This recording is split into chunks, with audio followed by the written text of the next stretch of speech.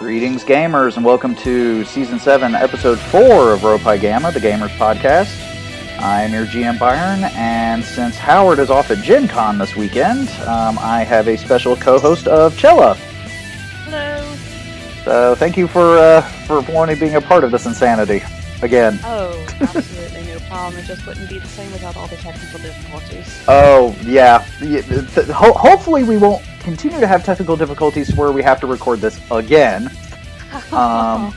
Because Howard and I are, let's see, this is episode 4 that we're recording now, and Howard and I have had to redo 2 episodes already. No, thank you. Yeah, and the last one was... If this recording gets demolished, then you're just going to have to find a different co-host.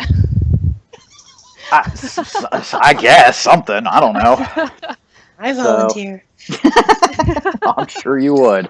And joining us, as you can hear, is Chella's friend Jen. Hello. So, welcome to Ropai Gamma. Greetings, world. Thank you for having me. Okay, so, well, since Howard's not here, we're obviously going to have to be doing things a little differently. Normally we would go over what all gaming we've been doing recently. But if I remember correctly, neither of you have gamed recently. Oh, well, not tabletop, no. Yeah. Well, that's primarily what we focus on here. Hey, okay.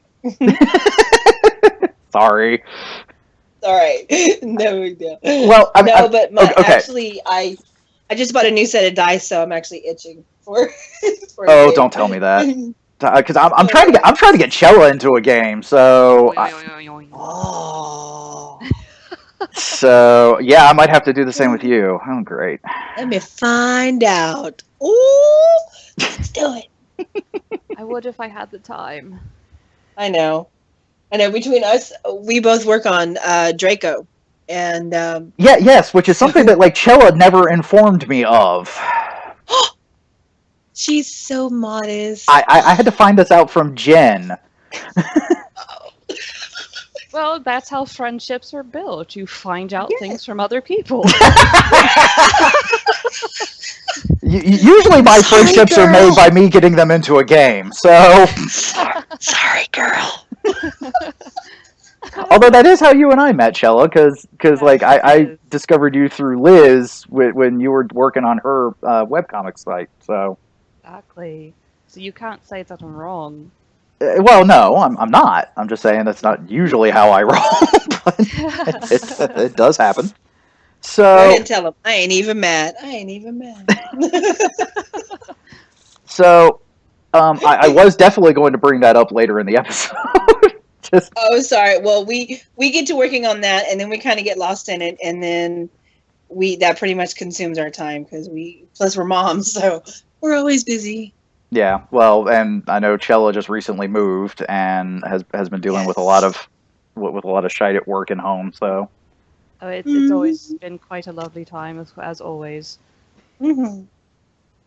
Translation, shit's fucked up, and life sucks. I hate my life. I want to die. Addendum, it's all right. I'm still rocking it. Let's do this. Exactly. So it's all right. Yep. So we digress. Byron, back to you. Well, I should say, tech issues being one major component of Ropai Gamma, tangents being the other. Although that's usually me. Man, I'm in good company. Thank you very much. Yeah, pretty much. Unfortunately, like, I haven't actually done much gaming this last week. Because I actually, like, postponed my game on Friday night so I could edit these frickin' episodes and get them to you, Chella, so that we can get them posted. Yeah, my Sunday game hasn't happened for 2 weeks now. What are you gaming, may I ask? Okay. To give Jen a rundown of what kind of gaming I usually do in a week. Right. Catch me up. All right. So Monday nights, I've now started.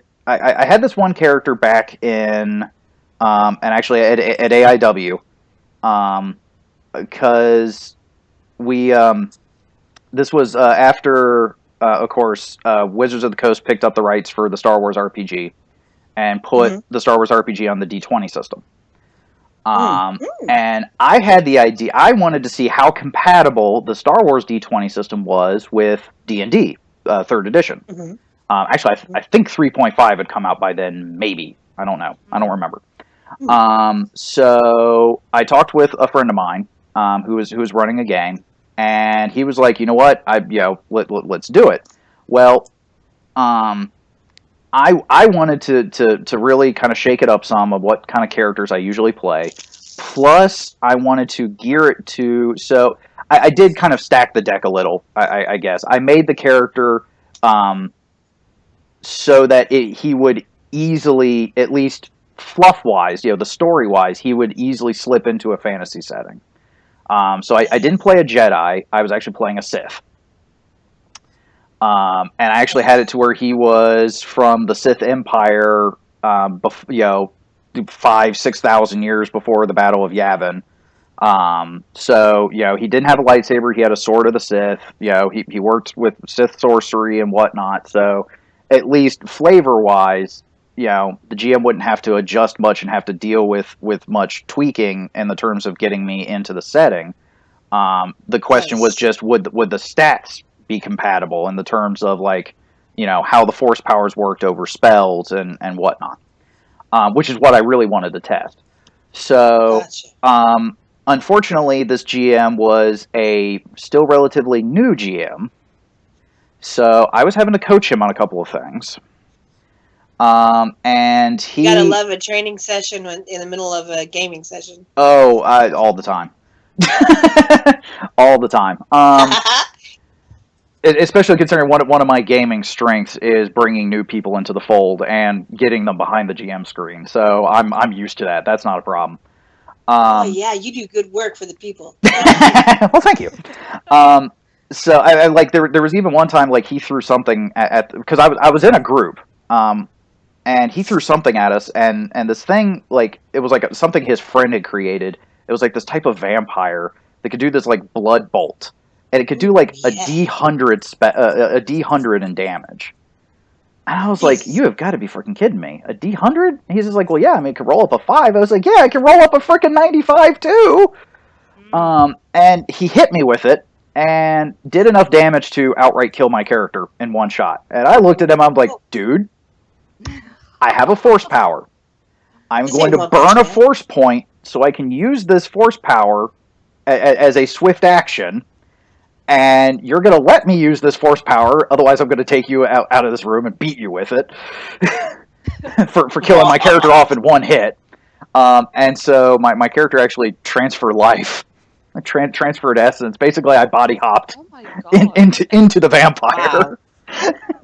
Wow. But that is the best way to go, man. Oh, man. So, but this character turned out to be a real trip for both of us because after the adventure was pretty much over, I actually was about to retire the character because I was like, I'm not entirely sure what the character wants to do. I don't really know what I want to do with him. I don't think the character knew what he wanted to do with you. Like, oh my god. Yeah. Even the character was just like, I don't really know what the hell I'm doing anymore. But then, the GM made a fatal error. Uh-oh. He had the gods of Faerun pull my character aside, and we're like, yeah, we're not entirely sure what to do with you. You're evil, and you're from this other this other place, this other dimension, and we're not entirely sure what to do with you. So we're gonna ease you to not hurt any innocents for a year and a day. Ooh! And I kind of looked at him, and I was like, are you fucking shitting me? Because I was like, you've got... it's like, my character was only 12th level. So, I mean, my character was high up, but he wasn't, anywhere near, the biggest badass on the block. I was just like, you're worried about little old me when you've got, the Red Wizards of Thay and, Monsoon and the frickin' Draco Lich, what is it, that order that makes the Draco Liches. I was like, you've got all these freaking evil bastards, and you're worried about me? And right then, my character was like, I now have a purpose in life. Because my character was pretty much like, if you're going to be afraid of me, I'll give you something to be afraid of. And my character then was on a quest to take on the Pantheon of Faerun. Hey, you gotta have a goal, man. Yeah, pretty much. So the GM realizing that he kind of done fucked up, but I wouldn't let him take it back because I was like, no, we're doing this. So he then gave me an obscene. Right, you started this dance. I will finish. Yep, and then he gave me an obscene amount of gold, like 50 million gold pieces to try to placate me. Which just gave me the resources to be able to actually get done what I wanted to get done. So we played one-on-one for a bit after that. Unfortunately, the game eventually did fall apart. And then after I left college, I lost track of that friend. Well, a few months ago, he got back in touch with us. And I was talking with him on Skype, and of course he brought up that character. Now, I hadn't thought about this character in like years. Mm-hmm. And he was just like, yeah, I remember the one game we were doing with the character's name is Lord Raylith. He's like, I remember Raylith and him wanting to take on the gods. I was like, oh yeah, that was great. I would love to try to finish that out. He's like, well, you want to do it? I'm like, you have got to be shitting me. Yes. And he was just like, let's do it. You just heard the level up from Skyrim. He's just like, let's do it. I was like, fuck. But now, in the process of playing the game, I did realize there were some issues with trying to do the Star Wars D20 stats with D&D. Some of my force powers weren't. How did you convert that over? Well, I didn't really convert it. I used the D20 stats, and he used the D&D stats because it is D20. So overall, it was compatible. It's just that the main issue we found, and unfortunately since we've started up the game again, we've found it again, is that my force powers, being a Sith, I had a lot of dark side powers, and of course that meant I could do I had options as to be able to do damage. I could force choke, I could force lightning, I could fling them around telekinetically. I had my options. Unfortunately, either A, the saving throws for the powers I had were what he was throwing at me, given my level. Because again, remember I was 12th level, so he was throwing big stuff at me, and it was able to make the saving throws easily. So I wasn't. So either what I was doing wasn't doing any damage, or it was taking half damage. And then what damage I was doing wasn't a heck of a lot for my level comparative to if I was a wizard of 12th level, because spellcasters is what is my favorite thing to do. So me too. Awesome. So I'm sitting around. I'm like, I'm a 12th because in the redo that we just started recently, I went up against an ogre, and I started force choking an ogre. It failed its saves, so I was doing full damage. After 3 rounds of continuously force choking this thing, it's still not dead. I was like, if I was a 12th level wizard, he would have been fried by now. Yeah, but what's he made of? Jeeves. He was just an ogre. We're talking straight out of the monster manual. No specialties, nope. Extra sauce, it's just secret seasoning. Unfortunately, the force grip in D20 only does 3d6 damage. Period. The only thing I had going for me was you could augment it. You could spend some more. The only change I did, at least in the redo, was instead of running off of vitality. No, I was using the vitality points. You could spend more vitality points to do the force choke, which if they failed to save, they were stunned for a round. So at least for the 3 rounds, I was keeping the ogre occupied because I had some NPCs with me that were trying to help me with what I was doing, and of course they weren't hitting shit. And it's so nice of you to keep him occupied. Good job. Well, but again, like I was doing damage and I was keeping him from acting, but after 3 rounds, he still wasn't dead. So, and then he informs me that apparently we had agreed for this redo that I would have been 8th level, not 12th. And I was like, oh, I kind of forgot about that. Hold up, homie. Oh no. I was like, oh crap. So he's like, okay, so just pump your character down to 8th and we'll be good. I'm like, no, we won't. He's like, why? Now, who had the original stat sheet? Who had the original? Well, originally he was 12th, and I still had his stat sheet. Apparently, when discussing this reboot of the character, I have no memory of this, but I'm not going to be a dick about it and just be like, well, I don't remember, so I'm going to because he is kind of going out of his way to indulge me with this character, so I'm being lenient. But apparently, when discussing rebooting, he wanted to bring the character down to 8th level, and I don't remember that discussion. So that's not very fair. You're going to knock you down and then turn around and I'm going to put you up against this impossible feat. Good luck. Well, no, actually, because that's part of the problem. The ogre was a challenge rating 8 or so, so the ogre should have been just a decent challenge for the group for myself and the 2 NPCs that I had at 8th level.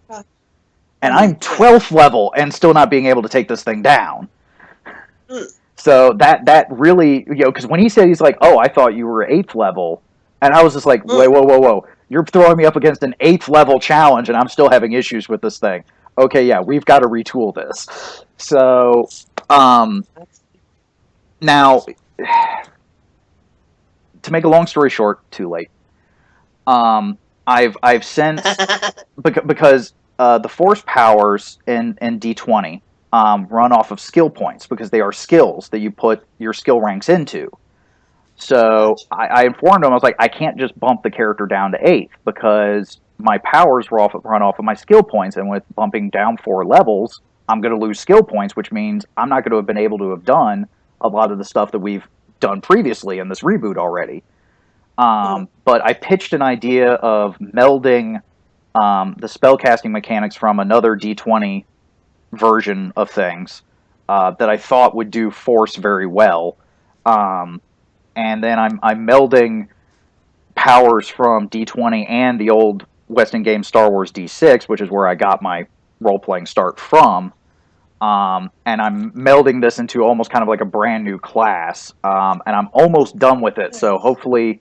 he and I do his game on Thursdays. So I haven't played his game for the last 2 weeks because I've been trying to get this rebuilt, retool the character. But I think I'm done enough that by the time of Thursday of this week, we'll be able to start the game up again. So do you game every day? Almost. Nice. If the games work the way they're supposed to. So the reason why I went through all of that, the reason why I went through all of that was because on Mondays, a friend of mine by the name of Miri, I had been telling her about the Lord Raylith character, and she thought he was a very fascinating character, especially being evil yet he holds himself to a code of honor and whatnot. So he's not your stereotypical evil guy. She offered to run. Now this was before Ross and I had finalized what we were going to do initially for the reboot. She offered to run him, but she wanted to bring him into her world, her own campaign setting she's created.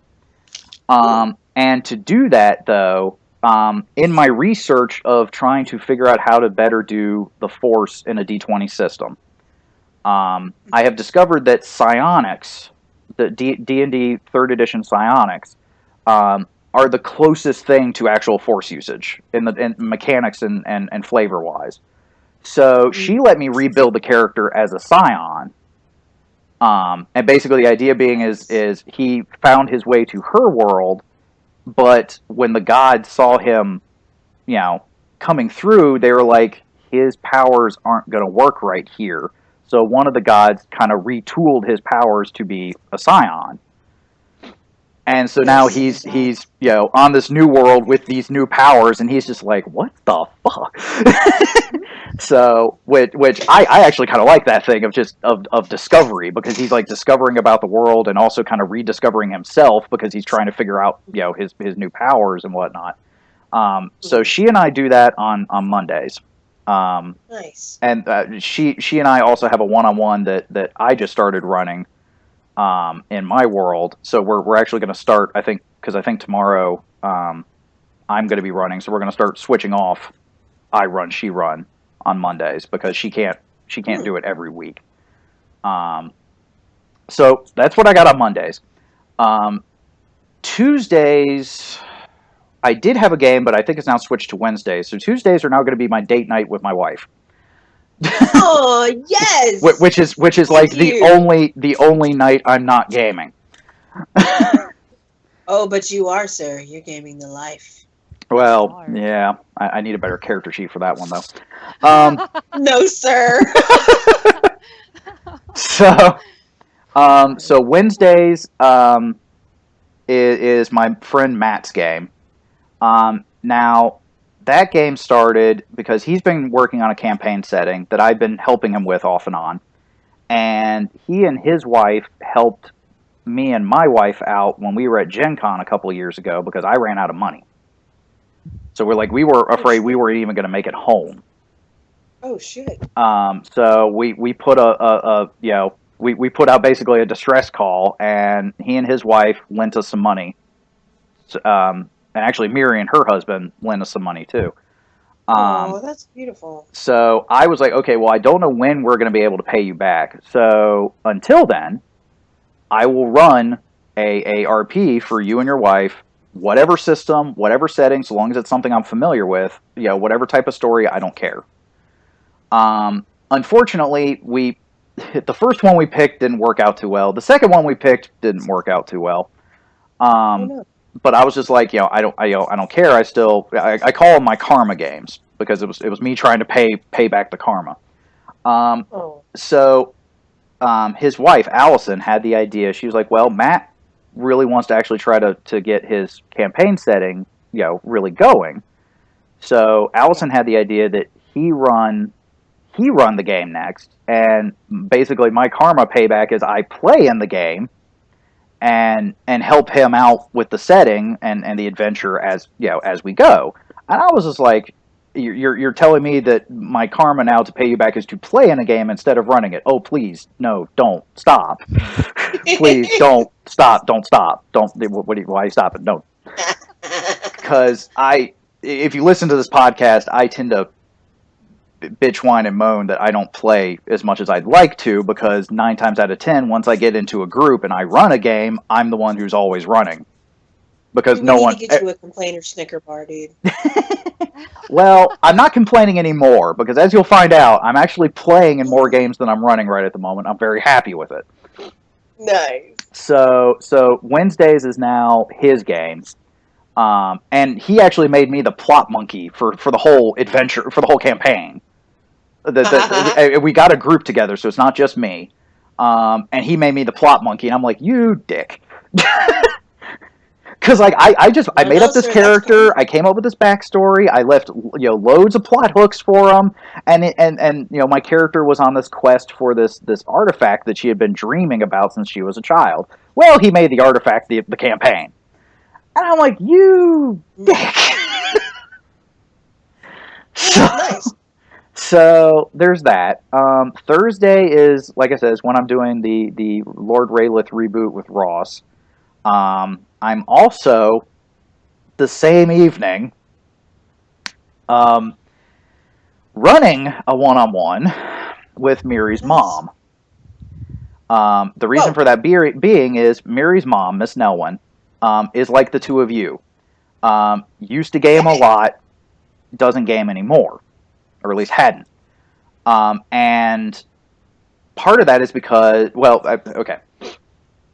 First and foremost, Miri's mom and Miri's dad actually met through a role play. And fell in love while role playing. And it's because of role playing that Miri even exists. So role playing was, obviously a very big part of her life. But then recently she's been pouring more of herself into Miri.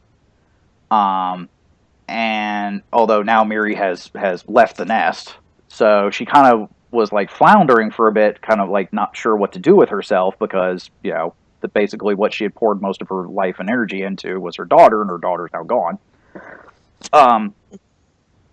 And she actually was going through really rough times mentally. And she started sitting in on some of the games we were doing online with Miri, and realized just how much she missed gaming. So she tried joining one of the games that I was running with Miri, which is actually the one I do on Friday nights. But there were some issues that came up between the two of them. Their relationship, the best way I can describe it, is very dynamic. They it's not like a bad relationship. They're practically like best friends as well as mother and daughter. But because Miri's mom has all this gaming history to her, Miri gets very anxious whenever she's gaming with her mother, like to the point of like performance anxiety. Oh, that's a shame because I game with my kids a lot. I raise my children in gaming. In fact, they try to make games now.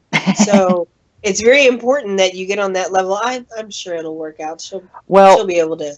Well, Miri has a lot of issues with anxiety that she's dealing with outside of gaming to begin with. So unfortunately, this wasn't helping at the time. So, but they talked about it, and Miss Nelwyn decided to drop out of that game to make sure everything ran smoothly. But I was like, I'm not giving up on her. It's like, so I messaged Miss Nelwyn separately, and I was just like, I'm not giving up on you. I will run you something one-on-one. We just need to decide what. And she and I went back and forth a bit, and so I'm running her in a game in my primary world, Draco Tyromata. So that's what's happening on Thursday, on top of me playing in the game with Ross. So nice. Thankfully, it's not really happened together because either like Miss Nelwyn hasn't been able to game, or I haven't been able to game with Ross when the other is happening. But I have a feeling this Thursday that it's going to be the first time I'm going to try to do both. So that's going to be interesting. See, now it warms my heart to hear that you do this as much as you do, because I'm about to be 44, and I was around when D&D first came out, and it was this big thing you hid from anybody, especially people in the church. No offense, love you. Yeah. But it's something you did not talk about, and if you were known to be a gamer, they thought you were, Satan's child and something weird. And so growing with it as it evolved throughout the years, and then becoming a mom, having a job, that whole life thing, it takes you away from doing those things you do. Now to this day, I still watch gamers, and I still watch other people do even role play games, because they have a lot of great stuff on YouTube now. Yep. So I'm passionate about it. I still get into it, but I know how it feels because I don't get a chance to sit down and roll a dice, even though I carry a 20 with me everywhere I go, just so I can make life continuously interesting. And I will literally make a life choice by pulling out my dice and rolling it, because I've done that. I've done that. But it's completely understandable that as we sit and we gaze back at gaming the way it used to be and where it came from, and high honor to your other girl gamer who's been gaming as long as she has, because I would love to slate time. Literally, I have my schedule right in front of me, and I'm like, where could I slip in some gaming? Because I am so passionate about it, and it defined me, if you will, when I was younger, because again, that's when it was really, the precipice of it was blooming, and then you had things like Shadowrun and Mech and Vampire the Masquerade and all those things kind of thrown out there at the same time. And to hear that other adults now are still holding that gauntlet, man, I got high honors for you, man. Thank you. Well, thank you. As a gamer, thank you. And it's interesting that you say that, because I still define myself as a gamer. I mean that's part of the reason why I still do everything that I do, including this podcast. because that's, I mean, if I had to sum myself up in one word, it is a gamer. It is a tabletop gamer. So, because like I tried, there was actually a quarter at AIW, which for those that don't know, basically their version of a semester is just that they went year round and it was 11 weeks a semester. Yep. They called it a quarter. I actually tried because like my mom was like, you know, because I was having problems with my grades, and my mom was like, well, you know, I think you're gaming too much, and I kind of laughed, but she was like, you know, I thought about it a little bit more, and I was like, you know what, all right, fine. So I took a break. This is also when I started like a part-time job as well as my studies. Unfortunately, gaming was my only real hobby and outlet and de-stressor that I had. So I didn't even make it the full 11 weeks. I believe it was shortly after midterms that I looked at my friends and I was like, I need to start gaming again, otherwise I'm going to kill something. Yeah, literally. Yeah, just about. So I you know, and when my mom, you know, and actually I think that quarter was like some of the worst grades I'd had yet. And when my mom like looked at my grades, she was like, you know, what happened? You know, were you gaming too much? I was like, no, Mom, actually, that's what happens when I take a break from gaming. I was like, no, Mom, I actually took a break from gaming, like, you know, for most of the quarter. You know, and yeah, that's what happens. And she was just kind of like, oh. And she never really brought that up again. The consequences of my actions. She never really brought that up again. So when I hear that someone who used to be in gaming so much isn't anymore, my knee-jerk reaction is, I'll get you into a game. I'll get you back into it, because I know how much gaming means to me, and I see how much it means to those I game with. So I know how much it probably meant to them and how much it would still mean to them again to do it. Yes. Yes. Another case in point, my old friend Jay, who was my FTO at Randolph-Macon Academy. Randolph-Macon Academy is a Air Force JROTC boarding school. And the FTO, flight training officer, basically he was the guy in charge of my dorm hall for one of the years I was there. And he actually is the one that really helped me, really helped refine my GMing style, especially with D&D.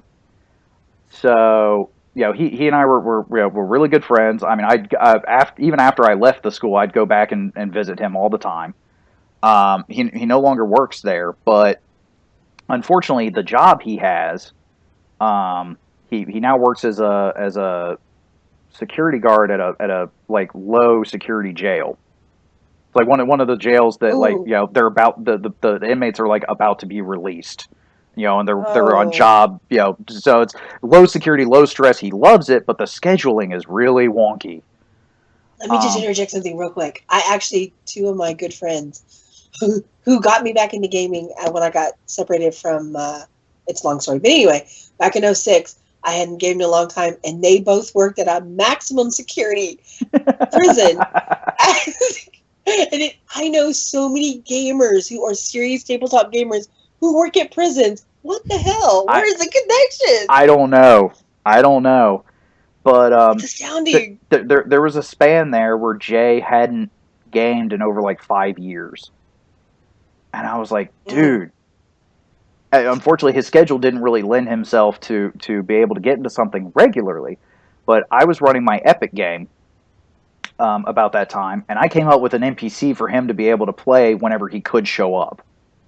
And literally within the first session of him introducing that character, the rest of the players loved the character, loved him gaming it, and I think he even said, like, afterwards, he's like, that felt so fucking good. And I was just like, dude, it's like, dude, the character is yours whenever you can make it, and he did his damnedest to make sure he could make as many sessions as he could from then on out. Nice. So, yeah. So to go back to the original, I have a game on Friday, and then I have roughly a game and a half on Saturdays. So, and then a game on Sundays. And it's actually about to be 2 games on Sunday. So, yeah, I game a lot. Well, I understand. I write a lot. So, all right. Now, unfortunately, I still didn't really have a quote-unquote topic for this week. However, Jen has mentioned a couple of things I do want to touch on. So, and since she's kind of the special guest here, although, Chella, you don't have to quite be so quiet either. That's right. Well, I just enjoy listening to everyone speak so much. What was that? I said I just enjoy listening to everyone speak so much. Oh, well.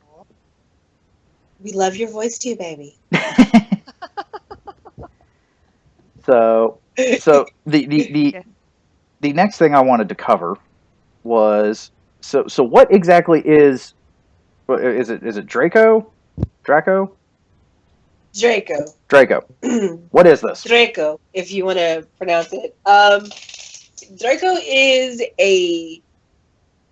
it started out as a novel at first. Like I was saying earlier, I had started it when I was a young girl, and then because of life, I stopped. And then I got back into it, and just at the same time that I met up with her, and Chella really helped me to keep me sane during the darkest period of my life. Basically, Drake was my escape, and it turned into a simplistic story about vampires. And then, well, I'm a Leo, so I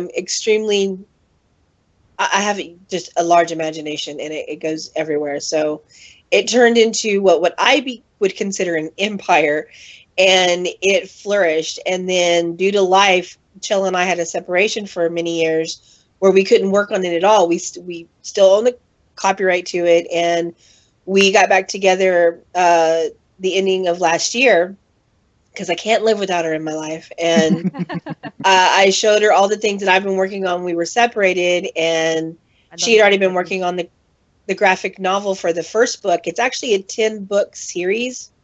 Jeez. And it covers, Draco is about a woman named Moira, who was born from basically breaking the first rule of the Empire, which is to never cross the bloodlines. And so 10 of the elders from the Empire get together and decide that there's a problem with the Empire. They have one of their greatest who turned on the Empire and has taken over their home planet. And so they basically created Moira to stop Rayan and get their home planet back. But what they don't know is that there's a much bigger scope as to what Moira was created for, and the events that were set in motion even before they were born to have her created to be able to do a lot more than what they need. And so she, at this point in the story, she's on the home planet that has been taken over by the bad guy, Rayan, and she is trying to define herself and reestablish who she is as an individual instead of just being the person that was created to kill this guy. And now she's away from the Empire, and she can flourish on her own and really become more of her own person. And so this is just Moira's adventures, and the greater scope of the whole story is her love that she connects with Rayan and how they are together. So it's a sci-fi adventure, romance, action, fantasy kind of world, if you will. There aren't many more genres you can cross into with that. So I got it. We touch it all because we want to make everybody happy. But we do have really big plans for it. I'm so in love with Chella's art. It's not even funny. She could draw a stick, and I would just be so excited about it. I've done that before. She has, yes, and I got excited. So we know where we're going to go in the future with this. It's in our world, it's already completed, but for us to convey it and get it to everybody else is another thing. Yeah, and it's a lot of fun. My birthday's coming up, so I would like to try to get push the website out during that time as my way of going, you did it.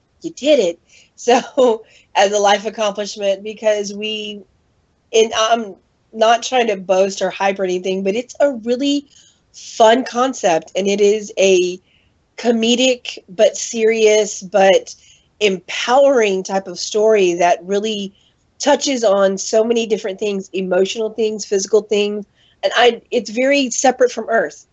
So it's a whole different concept. I don't have to bring in things that have to do with the world today in order to get my story across. I can use a platform that's completely foreign to everybody. Nobody's ever seen characters like this before. Nobody's ever seen a story like this before. And I'm really big into doing extremely unique things. And I believe that the world could use a story like this because it's fun. And the characters are fun and the races are fun and it's different. And not that I'm dogging anything else, because believe you me, everything that came from Draco has been inspired by every single gaming, fantasy, anime concept you could ever think of on this planet. But at the same time, it's completely not. It's separate, it's void, and it's unique. And where I'm anxious, I know Chella is too, to get it out, but at the same time, we're very serious about getting it done correctly. I'm a patient person. Yeah, and so am I. I have kids with special needs, so I'm extremely patient. But for this though, we just continuously like to get it accomplished. At the same time, we manage our lives because we're both single moms and we both rock our world. So I'm so thankful that you asked, because we haven't really sat down and talked about it outside of ourselves, if you will, other than on Facebook. I'll just post, hey, I'm over on Eunice right now working on Draco. Like I'm literally on another planet doing this. And at the same time, anytime that I lack in getting myself motivated, Chella just comes along and she just most of the time whips up some great everything. Again, she could draw a stick and I'd be like, that looks great on the planet. Let's do this. she has that way about her. I will definitely say that. She is my motivator, like just on a tremendous level. So, well, and I was pretty steady with Draco and during the time that we weren't talking. But when we got back together, it was like I just cleared my entire schedule for a year just to sit down with you and do this. So, yeah, we're pretty passionate about it. She's been a big motivator for Rope High as well, especially this season, because it's because of her and doing the whole site redesign and whatnot that's really been pushing us to push boundaries for Rope High that I've been wanting to do since day one. Oh my goodness, you guys, stop it. Oh, I don't want to hear it. You're right there, baby. That's my motivator. I don't want to hear it. You, Howard, and JD got on me on the first episode. I don't want, and I had to listen to that all over again when I was editing, so I don't want to hear it. Yeah. You better watch your dirty mouth, young lady, and just accept your love right now. Just take it in. So, but no, really, I mean, because everything she's doing with, because I remember when she and I were talking, I was just like, yeah, I'd really like to do this with the site. I really like to do this. And she's like, oh, I can do that. I can do that. There's one time I was like, yeah, I'd like to do this. She's like, I've already done that. And I was just like, wait, what? Dude, are you kidding? Last week, all I wanted to do was change a font color. So I go into the back end of my website, and I'm like, how the hell do I change a motherfucking font? And I could for 2 hours. And she was in the middle of moving. So I'm sitting over here in the background going, I'm not going to call her. I'm not going to text her. Don't tell her. Don't say nothing. So whenever I knew she was going to be down for a moment, I was like, I have a stupid question. Whenever you're settled. It took me 2 days just to ask her, how do you change the fucking font? And I was so mad.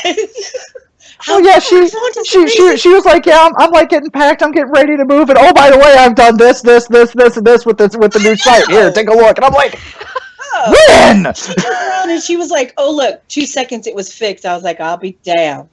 Look at this shit. Yeah. Mm-hmm. So yeah. Take your superpower. It's just what I do. Yes, and apparently very well. So. Mm-hmm. Well, all right, you. so now I know we were talking, but before we actually started recording, and you had said that you've known Chella. You two have known each other for like 15 years. Mm-hmm. Well, yeah. Mm-hmm. Okay, yep. and you said, okay, so I haven't gone with the first question I usually do, but I'll get to that here in a second. So how did you two actually meet? Well, we both have a severe passion for Dragon Ball Z. And we both have a severe passion for Vegeta. So I was going to write a fan fiction for Vegeta and Bulma because that's my favorite love story ever of anime. And all he does is yell. Yeah, he does. Sorry. He is the hype, but Team Porn Star. She had written a fan fiction. I went to her site, which was called Twisted World. What's up? And Holla! Retro baby. But I started talking to her, and at first she was like, "Who the fuck are you?" And I was like, "Well, who the fuck are you?" But then we started chatting, and this is back in the old IRC days too. You know, back when that all those boards, BB code message boards and things like that. Yes, way old school. So we started, and I was like, "Hey, I got this story for Bulma and Vegeta," and she was like, "Cool." And I was like, "Could I maybe get you?" Because she was drawing for it. Could I maybe get you to draw me a couple of pictures? And she was like, "Yeah, sure, whatever." And after that, you know, we just became best friends, and it was kind of, again, it was a dark period in my life. So that was my true escape, my true out, was to get to write and get to just be around her, because she made me see the reality of the situation I was in. And then I was like, you know what, I have another story I'm working on. Maybe you could help me with some visuals for that.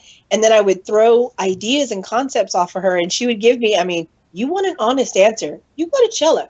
She gonna tell you to your face. And she would be very blunt. She and Howard both. It's like, you know, this is some stupid shit. I know, you know, one of the things that she still, to this day, gets on her nerves is the fact that I meld magic and science so well. I like, it is one concept in my dimensional world inside my soul. And she's still like, it doesn't fucking apply. And I'm like, oh, but baby, it does. And we're going to do it. And over the course of 15 years, I've learned that to just let Jen do what she wants to do because it works for her. Just because it doesn't work for me or someone else, it'll work for her. The world, my insanity. Right, exactly. And it'll turn out all right. So so ever since then, we had developed her story, Draco, and after we went our separate ways and we weren't in touch, I had been going to university for art and I wanted to get better at art. So what ended up happening was I took, you know, the characters that we had already been using, and all I did was I placed them in a simple fantasy setting because I wanted to learn how to draw and I wanted to learn how to make comics. So that's how TDUGN. As I say, that's how your webcomic came about. Right, and that's how that was created, and it really taught me how to, you know, flesh out character design, create backgrounds, write a coherent story and dialogue specifically for comics, and, you know, to cut out all the crap. So, you know, and that's what actually helped me learn how to draw even better, because that's what I was working on all through college up until I graduated. So, and then from there, me and Jen got back in touch probably within the last year, and, you know, it's always a full circle. It's always karma, it's always Zen, we always come back to the beginning and the end. So, and that's where things stand right now. Awesome. And we have a very strong concept. We love the story and the setting and the character. We can't get enough of these characters. They're just, you know, I'm a big fan of anime and manga, and I love strong characters that you can really connect to. And I think that these people you can, and between my words and her visuals, you know, we have I'm not trying to say we're big shit or like, ooh, we're so profitable, but we have something that we believe will touch everybody in a certain way and really give them the satisfaction of what we need for entertainment in this day. And we have a big following. I am so freaking jealous. No, sir. Yes. We want to make it into, I'm writing the book. Chella's drawing. Mm-hmm.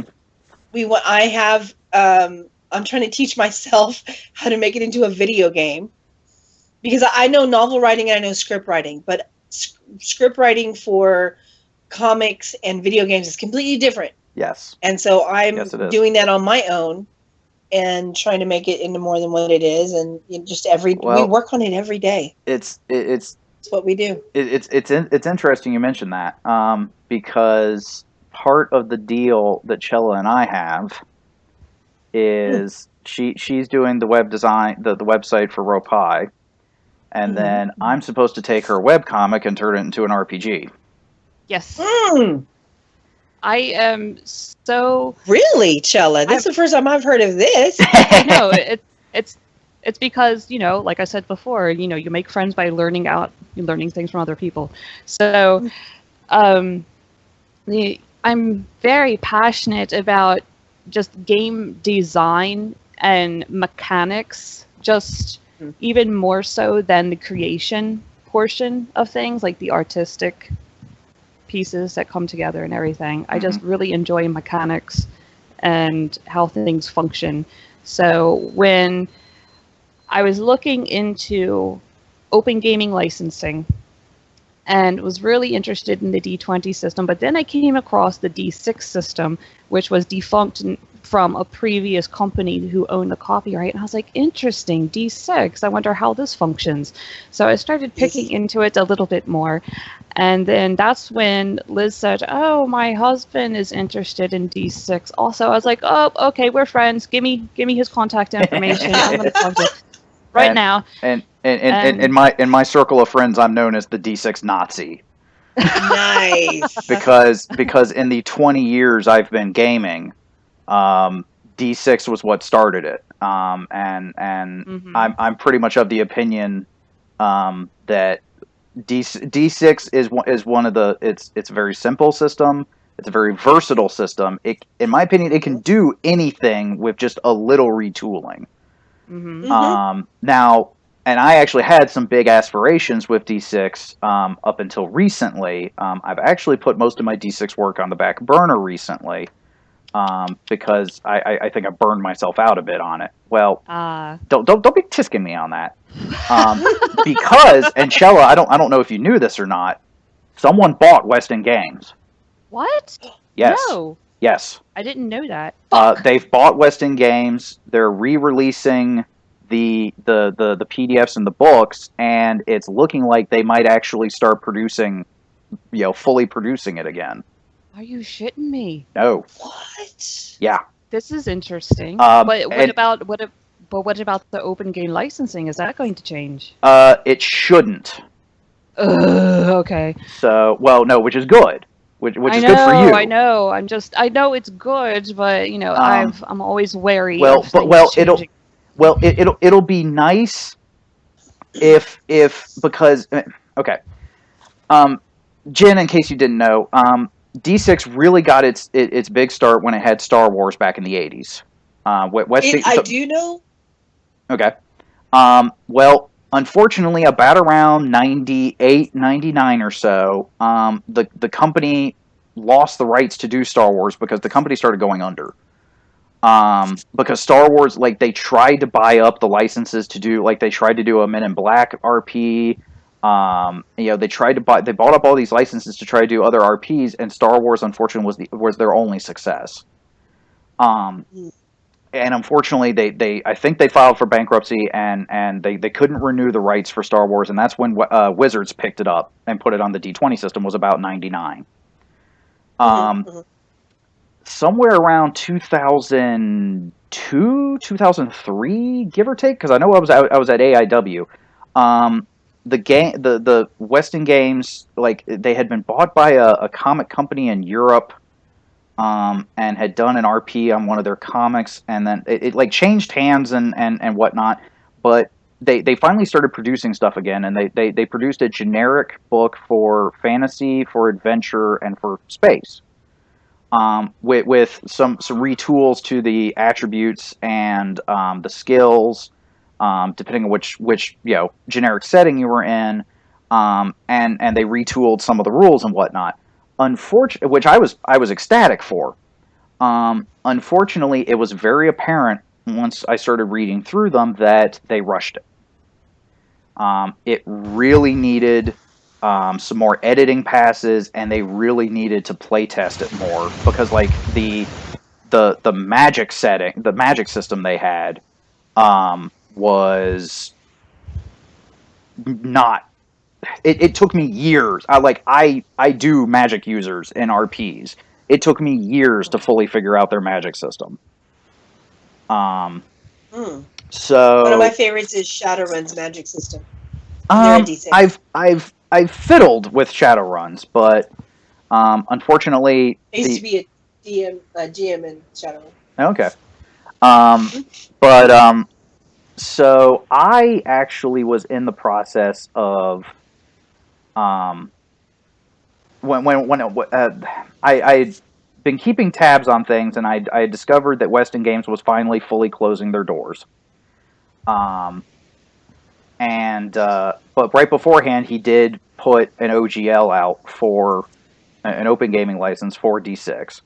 So I was like, okay. And I originally was like going to just kind of retool the 3 books. Right. But then after talking with Howard when we went to GenCon the first year, I actually started working my own version of D6. Mm-hmm. And I actually have a core book. It's almost finished.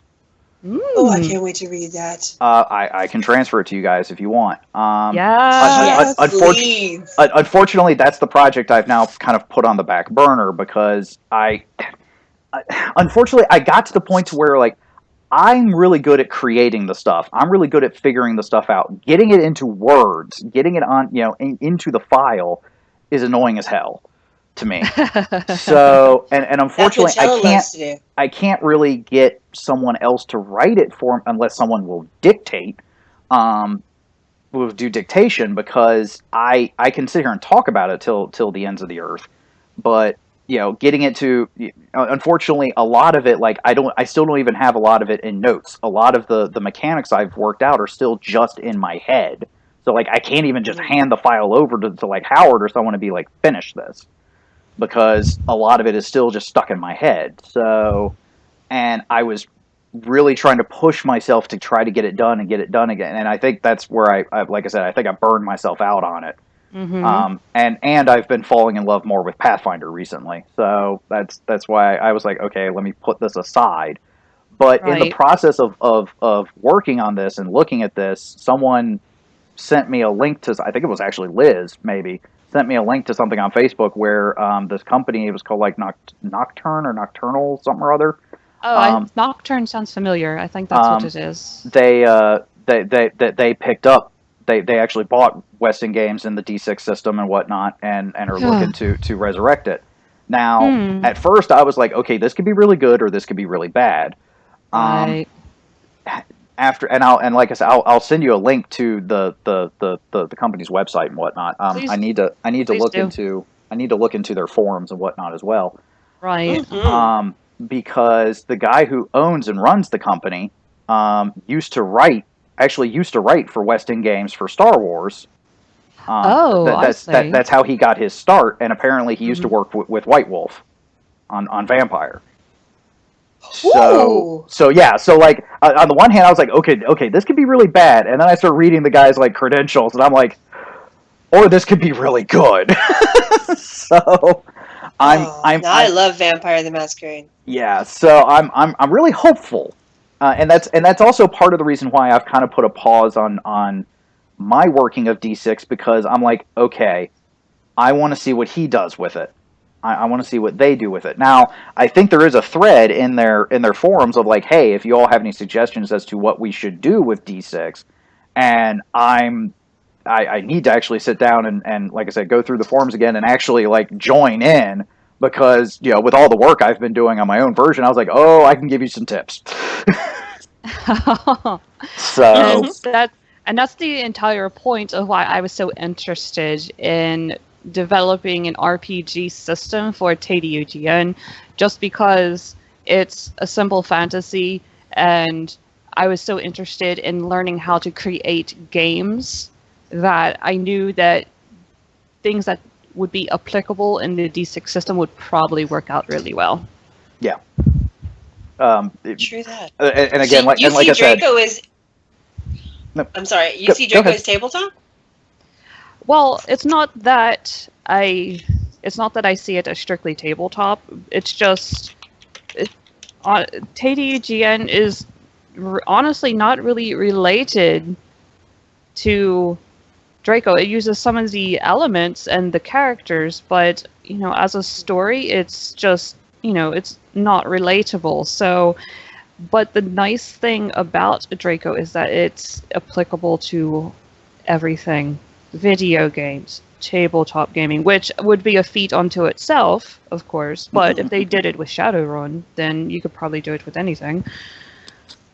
Mm-hmm. And I'm known as the other name I have in my gaming circles is the Crossover King. Because again, I feel that D6 is, like I said, it's so simple and so versatile that in my Star Wars games, because Star Wars, again, it's where I really got my start with GMing, and so and it's what I've been doing the most, like I said, for near 20 years. So right. I would constantly be statting other things in Star Wars D6 and introducing them into my Star Wars universe.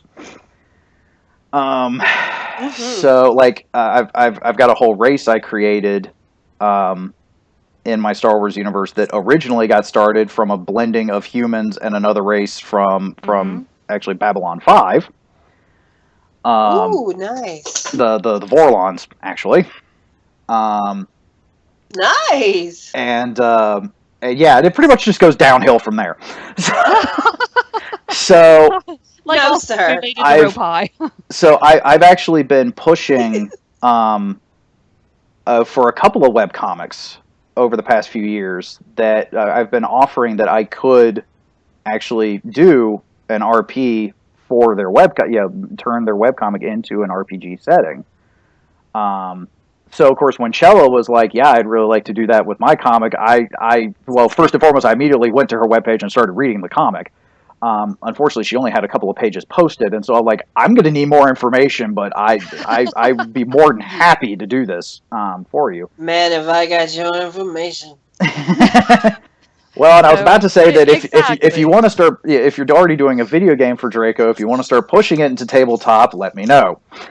No, I have not. Again, I'm self-teaching how to get all this accomplished. At the same time, trying to be, a mom of grown individuals and live a full life and all that. I do see it in the foreseen future. Right now is the reestablishing of the foundation of the building blocks of what it is, because even though I wasn't meaning tomorrow. No, of course not. No, but see, what I was going to say is that what Chella is drawing right now is considered the first book in my eyes. Okay. And to me, I'm starting where I am is giving it to the public right now as the second book. So in that scope and aspect of it, it's been, I'm starting at this point, and then I'm going to, flash back to what the first book was throughout the second book and forward. Because I really need, in my heart, I need to be at where she's at right now and go forward. Because that's where I believe that the rest of the world will catch on and be like, okay, now it's more relatable and I can continue to go on with this. Because when I started the story, she was 13 and now she's like in her late 20s. And yes, and you are not, if you are in your late 20s, you are not old, woman. Me, no, I'm about to be 44, darling. I'm proud of my age. I'm saying the character. Oh, okay. I'm sorry. Moira started out when she was 13, and that's the age that she's at basically with TDUGN right now.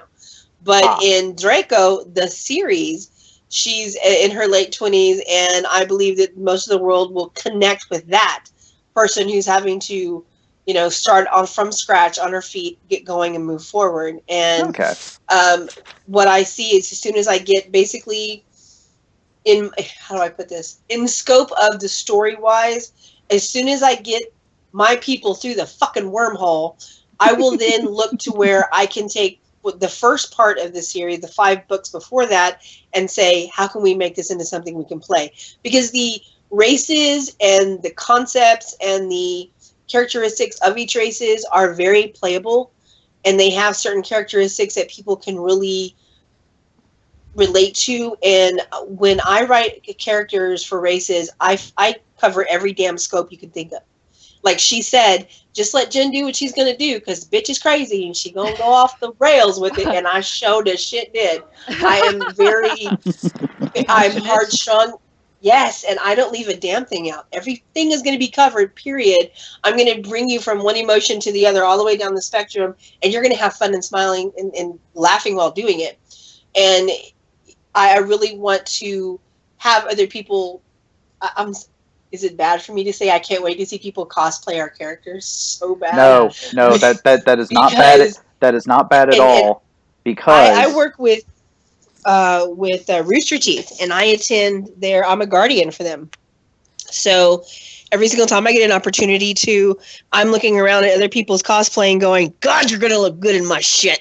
But no, actually, Liz, she actually first got started writing a novel before she did the webcomic. And when we went to, I think it was Otakon, one year when she was at Artist Alley, she actually had some of our friends were actually cosplaying her characters from the book. Oh, and nice. it actually made an author that she was looking up to a little jealous, because he's like, no one's cosplayed my shit yet. Oh, so no, it is not bad at all. You're wanting people to cosplay your character. Thank you. And I also think that when the Draco, as Jen calls it, because I don't pronounce things the same, of course not. As the Draco site is released, it will really help a lot of people to understand that they should probably just ignore TDUGM because it's not part of the continuity, and to really see Draco as its standalone science fiction fantasy that they can enjoy. Now, does that mean you're going to be stopping your webcomic, or no? Because okay. I mean, she better not. Why? I was about to say. Would if I stop drawing, I die. Well, I didn't say stop drawing. I just meant stop working on your. No, I would never stop drawing or learning. That's just not who I am. I would see things through to the very bitter end. Well, that's well, I'm glad to hear that, but that's not quite what I was saying. Because you were making it sound like you would stop working on the webcomic to then focus on other things. I wasn't saying stopping drawing entirely. Well, no, but you have to understand that the comic is what I have been drawing for the last decade or decade and a half. Yeah. Because I relate to the characters that were developed, and if I stopped drawing the comic, a part of me would die. I think there's a piece of my soul that would just leave and never come back if I had stopped drawing the actual characters. So for Jen, Draco the novel is her catharsis. It's her life thesis, her dissertation. Yes. And for me, TDUGN is, it's just a splinter. It's a fraction of, what was created 15 years ago. And it has helped me through my darkest times. And it has also taught me how to create comics, how to write a script, how to create coherency and dialogue, as well as showing physical action without it being an animation and without it being a storyboard. It's something that's so intrinsic and amazing that it's a combination of those two things, and it's taught me so much that I will never stop. Fair enough. And I won't let her stop because I'm continuously asking her, hey girl, you see this? I was thinking about the characters doing this thing. You think you could sketch that for me? And then she comes back with something, and I just I have a nerdgasm so hard I can't even see straight. Yes! She nailed every time. I could even tell her, when the wind was blowing at 45 degrees and with the moon shining in, at a 90% aspect, and she can nail every damn thing perfectly, and she captures that moment. So, yeah, she won't ever get to do it because I'm never going to stop Draco. Draco is a part of my soul. It is literally a chunk of me. And I live in that I tell everybody I live in multiple dimensions. Well, Draco is the one I created just to house my imagination and my passion for writing in general and creating in general. And as long as she's still even if she couldn't put a pen in her hand, she'd probably do it mentally. Just sit there and look at the pad and draw it. As long as she's still willing to draw for me, then this is going to be never ending. And I'm not, again, trying to be hype or anything, but I think that we have a concept that could that could parallel the immensity of Star Wars or Star Trek or Elder Scrolls or Lord of the Rings, because the world that I've created, that's a high bar. Just hearing her say it like that, even though it's a parallel dimension to what I created for it. Exactly. It's still a part of it, and that is so fucking inspiring. I love you, girl. But it's something. Atani, but and Atani means slang. Pardon my French, but it's our way of saying "nigga, please," because we love that shit. We're very sassy in everything we do. But for us, it's such a powerful scope, and it has so much fun to it that we think that we could have its longevity into eons. Mm-hmm. And we're excited. We have faith already. We already see it as, her web comic is complete. The book series is complete. We got the video game out. Now that I know about it, we have a tabletop. We already see that in general. It's us getting it conveyed out to everybody else, because in our world, it's rock opera. But we want to make sure that everybody else can feel it on the same level that we do, and we're very careful about it. She's accomplished a lot more than I have in the past decade, because although if you looked at my spreadsheets, you'd probably argue with me and go, girl, please, you've been very busy. Exactly. And so I'm trying to get these Excel spreadsheets into conveyable words that you relate to and you want to read. Because within one page of a story that I write, I'm going to make you laugh, cry, probably snort and fart at the same time, and you're going to really appreciate it. So it's a typical Sunday. It is, yeah. 10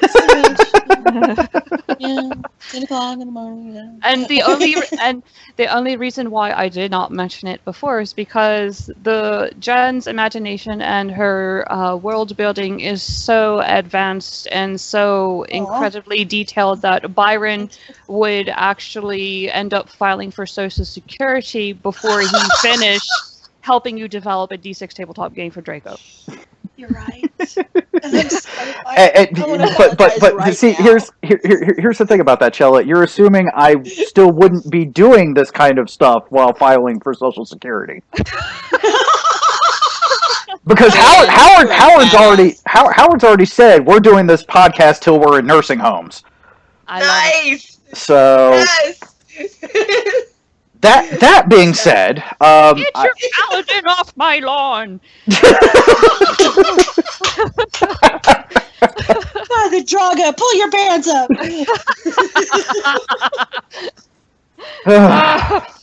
And in comes, the copromancers, what I was talking about on the previous episode, where they can poop bend. So in come the copromancers into the nursing home, so they can kind of water bend all the poop out. Oh, yeah, you can stop that now. Dude, that is a perfect skill. Man, Moira's gonna have to learn something new now. Oh, right. I think copromancing is the most hilarious thing I've ever thought of. So it's just poop makes me laugh. Well, you are a mom, so I'm guessing that's a good thing. See, now here I am sitting here going, how do I incorporate shitbending into the Oh woods. dear God! How do I make it conceptual? I'm already working. I am not statting that. I'm sorry. No, I do have I do have my limits. Well, you appear to be the only one. Anyway. It's fucking happening. No, I won't even go into the tangent that I just thought of. So No, please don't. We'll change it. At least wait till after the episode. Yes, we will change the subject. Oh, thank you. Oh my Anyway, God! Right now, roll a d20 and tell me what you get. So, Jen, what's your favorite RPG? So, well, let me see. Currently or in general? Yes. In general, because you've had a lifetime of experience. You know, I want to say Star Wars because I remember sitting in the back of a truck watching the first one at a drive-through in Corpus Christi, Texas, just looking at the screen going, oh my God, this world is amazing. And I remember standing in line for hours just to be able to see the other movies back when I was young. So I want to say that, but at the same time, the J.R. Tolkien universe will always have a severe anchor in my soul because it really, when I was younger, to know that something like that existed and everybody else was on the same page as I was, it felt pretty good because I grew up in the sticks on Farm Road 666 in San Patricio, Texas. So you didn't have much to go with, which is why I got into D&D. But then again, you know, D&D helped me define who I was as becoming an adult. So I couldn't per se say this is my definitive favorite because so many things have impacted me so much. Shadowrun helped me through college. Vampire the Masquerade helped me become a mother. I mean, it's a passionate game. Oh my! And lots of things can happen with drugs and tabletop gaming. But anyway, it's, you know, there's so many out there that I still remember playing mechs. I'm a big Gundam fan. I have a big love for robots, especially giant robots that can destroy things. And so I remember during the mech days, I was, you know, D6ing mech and the Merc and all that stuff. So I couldn't say which one. And then I fell in love with anime. And then that just went, then gaming took off and I was a Nintendo junkie. And so, I mean, I have Legend of Zelda stuff all over my house. Want to talk about an RBG? Everywhere you go, there's a Legend of Zelda somewhere. Including swords and knives and all kinds of everything. But I don't know. What about you, girl? What would you say? Well, I honestly don't have a really like expensive experience, but I've always loved D&D just because I prefer middle and high fantasy as my genres. And it's always spoken to me, and the artist Todd Lockwood has been an incredible mentor and incredible helper to me as far as developing my artwork. And he was, for the longest time, an artist for Wizards of the Coast, and he created the Draconomicon. He drew pictures for the manual and Monster Manual and everything. He's an amazing person, and that's where I started, and it'll always have a special place in my heart. Yeah. Okay. That's beautiful. Now, Byron, do we even dare to ask you? Oh well. D6. Man, I was gonna say D6. D6 will usually rank highest. Will definitely have a special place in my heart. Unfortunately, because I have played and run so many different systems, and so many different settings, that it really does depend on what I'm going for as to what I think would be the best system for said game. But if I had to boil it down, Pathfinder's definitely now coming to a close second. Pathfinder is currently really chugging to at least meet D6, if not maybe surpass it. And I say that because I'm really starting to notice that Pathfinder is doing what all I wish D&D had done back in third edition. Because I started. I started gaming with D6, but in the terms of D&D, I started with second edition. But I was right there when third edition started coming out.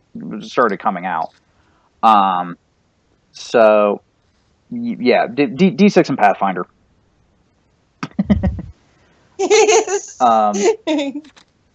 Can't, because I could go on and on.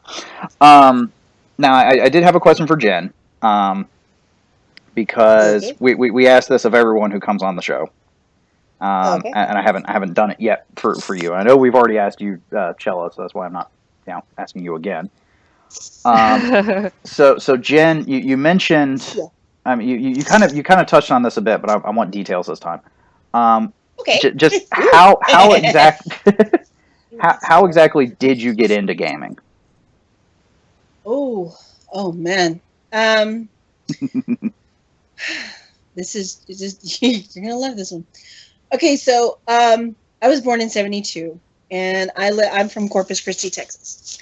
It's a pretty desolate pirate bay, and if you will, and my family moved out to San Patricio, which is Farm Road 666. Literally, you can look it up. And out there's nothing to do at all. So my mom starts working for a judge, and she gets us an Apple IIe. And I'm like immediately addicted to electronics. I love to take things apart and see how they tick. So I wasn't allowed to take apart the computer, but I started getting into, what can I do? And back then there was no internet. There was no anything I could go to a library and look up, hey, this is how you run a computer. Those things weren't out there at that time. We're talking like 80s. So when Atari first came out, immediately, because I live in the middle of nowhere, my mom was like, take this shit and go occupy. I was the only girl on a mile-long cul-de-sac. The only girl. Everybody else was boys. So I either had to beat some ass just to get around to do things, or I had to hide. And so I discovered that I could take an extension cord, a TV, and a game system, and I had a very big walk-in closet, and I could just completely, nobody would know I existed. You put on headphones, you're completely cut off from the world. Nobody knows where you are. And at that time, it was a good thing. So I got lost in what gaming could be. And then it was a very rough time, if you will, in my life. A lot of negativity. And when you're a child who is extremely different from everybody, and you have just one friend, and nobody kind of likes you in the town that you're in because it's small and everyone knows that your mom works for the law, you don't do things out of order. You try to stay as hidden and as quiet and as detached as possible. So when my mom, she got the Nintendo, I was addicted. You couldn't get me you couldn't find me, period. Because I would also find other places I could jack that shit into. I can go find an electrical cord in the middle of a pole in the middle of a yard. You damn right I can, and I'll be over there gaming. And you won't know I'm there. And I got, and then of course I have younger brothers, so I have to share with my brothers, and then, game systems break, and tough shit, kids, you're not getting a new one. And I was just starting high school, and the guy, a street, half a mile down to the other county road, my male friends had just got into D&D. And again, at the time, and if you were a part of any type of church setting, you did not bring up Dungeons and Dragons because they literally thought you were practicing Satanism.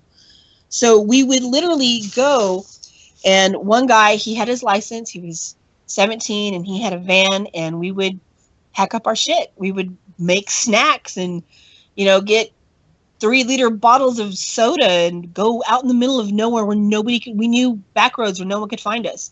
I lived in an area where they have things called caliche pits. And they're big, huge, giant holes where they dig out the limestone and they dig them in a spiral pattern.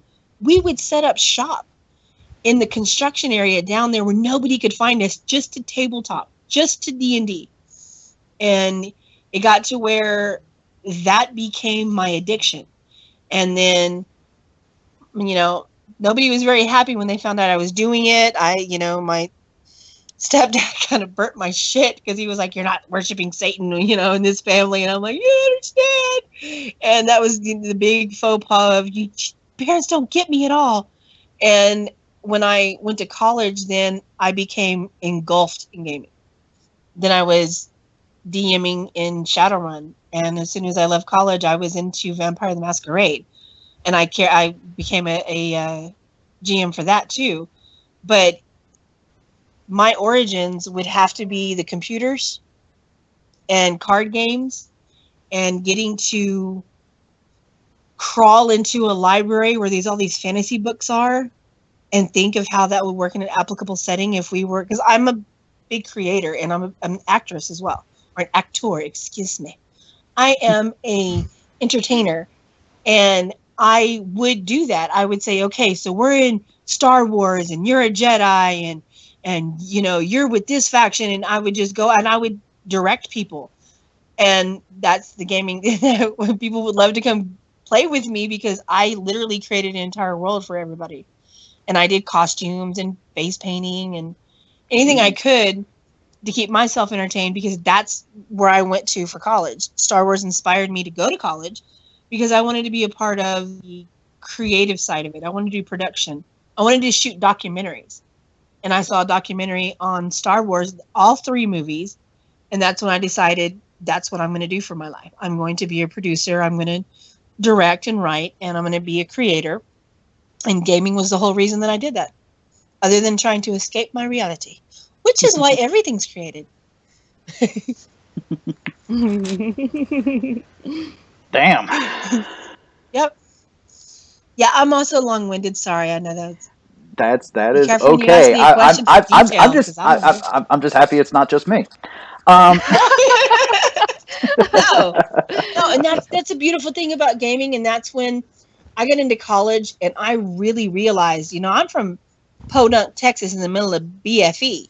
You don't have people walking around in costumes unless it's Halloween. And even then, people question what the hell you do, because it's a small community. Mm-hmm. When I got to college and I was in Houston, when I went to the Art Institute, holy shit, man, there's my kind of people every fucking where. I can literally walk to a comic book store, which I lived in practically, and there's other people there who are doing the same thing I am. Oh my God, I'm home. And then it flourished from there. So awesome. I'm glad to know people. Thank you for being in my life, man. Because we need more people like us. Yes, most definitely. I think I had another question, but I lost it. Oh well. I do that to people. I'll think of it like 2 seconds after I hit stop recording.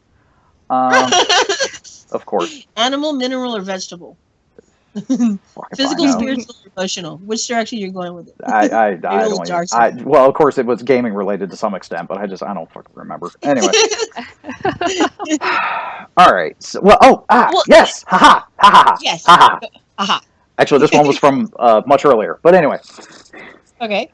So now Chella, well, and yourself, but Chella did specifically say that you have had all these experiences because, like you had said, you were there near the beginning of things, or at least when gaming was hitting its first big stride. Yes, back when they were like, "Look at these kids wasting their time." That was so cool, man. Well, though we have covered the whole the whole '80s fear mongering on the podcast before. Obviously, it had to become popular first before the fear set in. So, and that's why I say gaming, because tabletop gaming has hit high strides before. It hit when D&D first became popular. It hit again in the '90s and so forth, especially in the late '90s when third edition came out.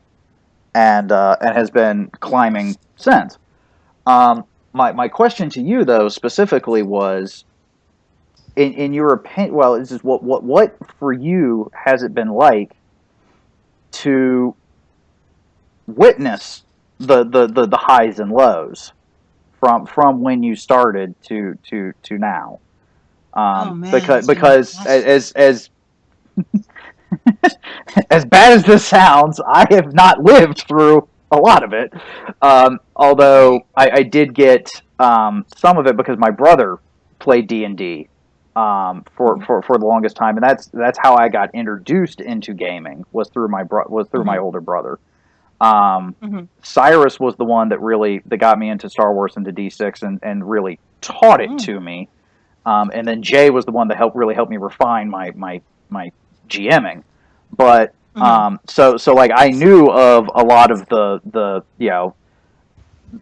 reason why they had to change the names of the demons and devils in the monster manual, and I knew a lot of what had been going on because of my brother, but I still didn't live through it. Like I really didn't get into gaming until I hit Star Wars D6, and then with D&D third editions when I really hit my strides. So what for you has it been like to have been there when it really hit its first stride, and then to go down and up like it has?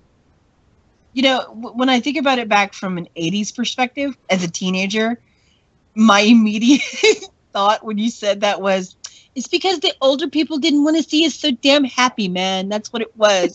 We got joy. We got such severe joy. I think, well, from my experience, listening to the other parents at the time, they were like, y'all are you're cooped up in there for 10 hours straight.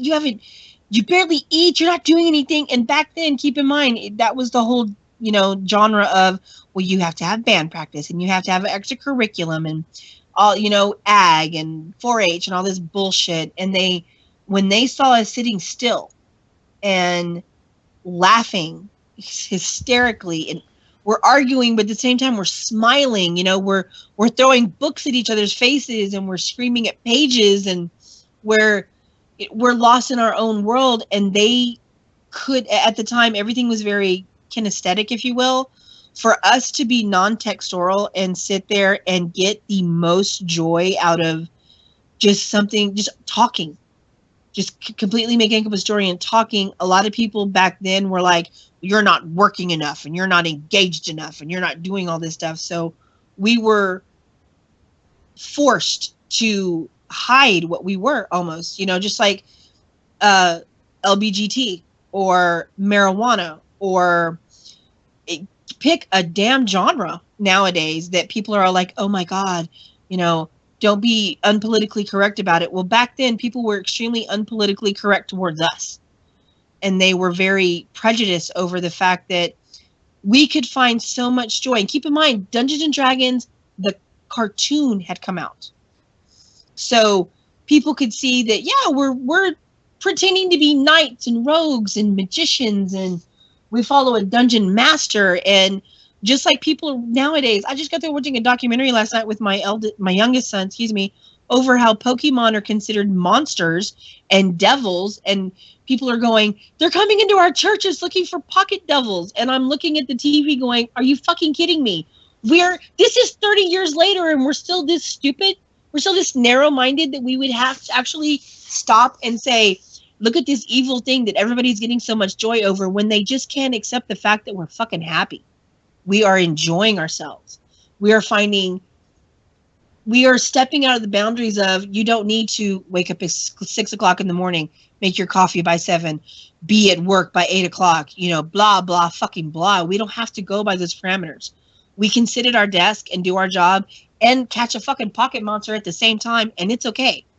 And people are still to this day very hardcore about, oh, they got to find something evil in it. And back then, the whole concept of what Dungeons and Dragons was, the first fucking book, was so beautiful because I can still remember the smell, if you will, of being in a bookstore and cracking open a book and going, oh my God, this is so amazing that someone had enough heart, passion, dedication, and wherewithal to put into a perspective something that I can wrap my brain around It can crawl into my soul, and I can convey it to people who feel the exact same way I do. And for me, it consumed me because I was very depressed, and it was a very negative scenario. And I had to hide even further because my mother was in, politics, and I had to really escape. And we would sneak into cemeteries where we knew nobody would find us and cover our cars with tarps so nobody could see us, so we could roll dice. That is ridiculous to think of where we started to push this forward. And that's why I raised my kids on gaming. When they had fights, I set them at the other ends of the couch and said, you want to fight? You fight against the Covenant on Halo. Don't get up. I'm going to beat your ass. You want to fight? I'll fight you. I'm going to spank you. Don't do it. Pay attention to the game. And I would go back to what I was doing. My kids are very respectful, honorable, and they have a great grasp on life. And that's where I think back then we were looking for experiences outside of our norm, not just walking outside of Farm Road 666 and checking what the chickens are doing. And it didn't matter what Billy Bob down the road on his property was doing, because it's none of my fucking business. I want to go crawl into a scenario where I can have an experience that taught me a life lesson through a parameter that I found passion for. And that was the hardest thing for people at that time to understand. We needed to have these experiences. We need to know what it feels like to battle a fucking beholder and lose and get your ass handed to you. We need to have those experiences because it taught us about ourselves, as odd as it is, as weird as it is, but it really did. It helped us to define in that day of what we wanted in life, and look at where it's gone now. Now it is overcome the entire world, and I'm proud of how far we have come as gamers from where we started, because we've stepped up and we've stood proud and said, look, we're going to enjoy our passions. They're not evil, wrong, and bad. And we're going to teach our kids to do it. And guess what? You can enjoy it too if you just get the fuck off your high horse and stop being judgmental against things that bring us joy. And I need to step into a fantasy setting to feel good at least once a day, whether anybody expects it or enjoys it or respects it or not. I need to have this experience to feel good. And it's not necessarily an addiction, but, just like some people need to go play basketball. Some people need to go take a run. Some people need to go take a swim. Gamers need to be someone else because it helps us to grow as the human beings that we are now. And I can't wait to see where the future is going with this, because it never in my days, back when my kids were young and I'm, going to buy them Pokemon cards, did I ever think that my son would make me stop, pull over on the side of the fucking road so he can capture a goddamn pocket monster. And I love it. I'm so proud of the fact that my kids look at me and go, hey, Mom, we're going to go walk downtown for Pokemon. Oh, my God. Are you serious? Thank you, Nintendo and Pokemon, for inspiring the world to get the fuck out of the house, and you get to take your gaming with you. That is vital. You want to capture the heart of the people and make them do the right thing? Well, make them do good things so that they're happy all the time. Give them a game and make it engaging. Look how many people were stuck in their world for World of Warcraft. You make World of Warcraft mobile and interactive in that way, man, the world will explode. And that's where I would like to go with Draco. I want to have, I don't get to say it as often as I do, but things like Quidditch, if you will. That's fucking brilliant. Well, Chella and I need to come up with a game that people can go out and physically play. Griffball. My kids love Griffball. They were there when Griffball was created by Rooster Teeth. They were there whenever these things became historical. And I can't wait to see where we go as a society to make it even greater, to where everything, because life is a game, man. Bravo.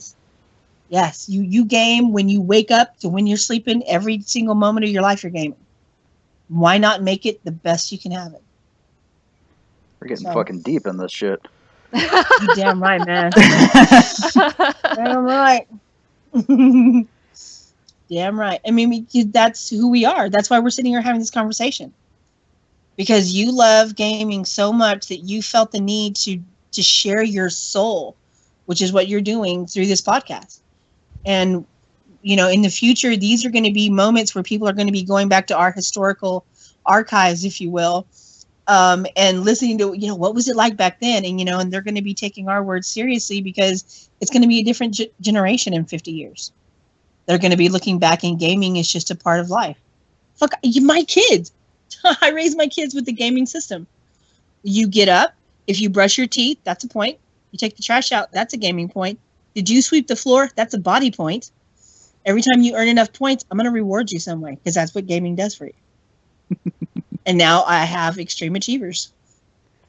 There's actually, although they've changed they've changed it up since, but there was actually an app I was using that I need to get back into using, called Habit RPG.